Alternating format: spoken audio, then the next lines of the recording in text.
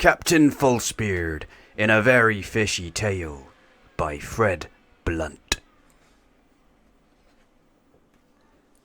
The ocean is a big, big place, but not nearly big enough for two of the boldest pirates of them all, Captain Falsebeard and Admiral Swinetoes, bitter enemies of the briny blue. For 10 whole years the battling pirates had been searching for the legendary Crossbone Treasure, which had been lost for generations. And then, at long last, Captain Falsebeard finally found the precious treasure. He and his crew rowed it back to their ship, the Pretty Polly, pretty smartish. Falsebeard was famished from treasure hunting, and in the mood to celebrate with a hearty supper. He called for an old-fashioned pirate's fish-off, a competition to catch the largest sea creature fit for the captain's table. The biggest fishy for me dishy wins this shiny piece of 8. Yar! I'll get me kitchen ready for the winning catch. Hungry and eager for the prize, Big Tony, Flotsam and Jetsam threw in their fishing lines. I'm that hungry I could eat a blue whale covered in barnacles. I'm going to reel me in a shark. That piece of 8 has my name on it. Driftwood Mac and Sea Dog were sure they would win. Yar, after a catfish, eh, boy? Har, har, har. Distracted by the fishing, none of the crew noticed a nosy parrot watching their every move. The mean-looking parrot flew back to his master's ship, the Killjoy, with a rather interesting tale to tell of treasure, Captain Falsebeard, and a certain fishing competition. Whisper, whisper, whisper, whisper. Admiral Swinetoes was furious. Falsebeard!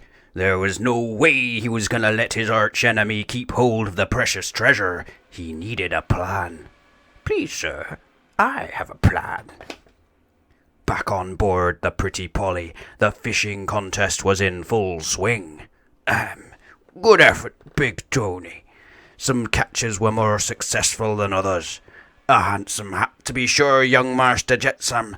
Not sure I'd like to see it on me plate, though. Har, har. Flotsam was sure he'd reeled in the winning fish. I think we have a winner. But before he could claim the prize, a shout went up from old Driftwood Mac. Captain, come quick. It was a big catch, all right. Well, shiver me timbers. It's a real live mermaid. The men were rather taken with the exotic creature. Well, aren't ye just a catch of the day, huh? Falsebeard wasted no time inviting her to stay. Charmed, I'm sure. Captain Falsebeard at your service. You must be ever so tired. Big Tony, take the little lovely down to the guest cabin to freshen up. Quick smart. You're real pretty, miss. Thanks. Falsebeard gathered the shipmates round for a big announcement. Well, bless my barnacles, treasure and a fine mermaid in the same day. This can only mean one thing, gentlemen. Party! Party! It was time for a party. As the night got later, the shanties got louder. Yo ho ho, a pirate's life for me. Ho, yo, yo, life's a pirate for me. Our life don't get no sweeter than this, boys, and that's the truth. Yarn, zzz, zzz. But below deck, all was not as it seemed.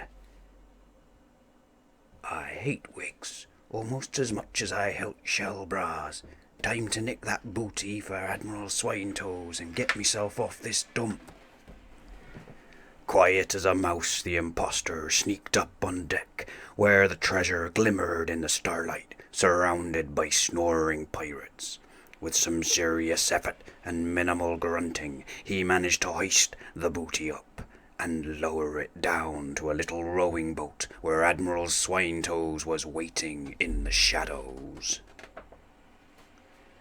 The next day, Falsebeard couldn't wait to bid good morning to the mermaid, but there was no sight of the aquatic lovely. "Arr! She's been eaten!" At the sound of Falsebeard's shrieks, the crew came running. "Which one of ye low-down, dirty sea dogs has eaten my mermaid?" Captain, there's her zip on the tail. I don't rightly understand." But the mermaid wasn't the only thing missing. Sir, the treasure chest has gone, and this pig's trotter was left in its place." A pig's trotter! This could only mean one thing. Swinetoes! Falsebeard's arch enemy had fooled him good and proper. Angrier than a shark on dry land, Falsebeard furiously paced the deck. Never in all his years had he been so hoodwinked. "That pompous pig won't get away with it, that ye can be sure of. Arr!" This called for a plan more cunning than ever before. A plan so cunning it could outfox a fox, or outminx a minx, or outweasel a weasel, or any other cunning critter ye care to mention. Captain, look out for the plop. Parrot poo! Whoa! Skid crash! Slipping on the parrot poo gave Falsebeard a brilliant idea. "I've got it!" Some time later, on board Admiral Swinetoes' ship, the Killjoy, the lookout spotted something rather unusual approaching. Birds ahoy! They look to be coming from the Pretty Polly." The large flock of parrots was heading straight for them. Birds? The great Captain Falsebeard has sent birds to do his dirty work? The fool! It was the most ridiculous enemy invasion they had ever seen. "Is this the best you can do, Falsebeard? Are we supposed to be scared of this lurid display?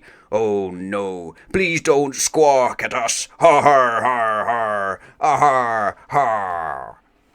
But then the parrots unleashed their deadliest weapon. Plop. Oh mummy. Splat, splat, splat, splat, splat. A seriously smelly attack from above. Splat, splat, splat, trip, splat. Whoosh, plop. Blinking the stinking parrot poo from their eyes, Swinetoes and his crew couldn't see a thing. Captain Falsebeard and his crew raced aboard the Killjoy. "Arr! Good work, my fine feathered beauties." The pirates quickly cleared the decks. "Not afraid of a swim, are we, little mermaid?" And Falsebeard put the final part of his plan into action. "Now it's time to take back what's rightfully mine. Well, sort of. Tightly tied up and dripping in parrot poo, Swinetoes could only stare as Falsebeard and his men carried the booty back to their ship.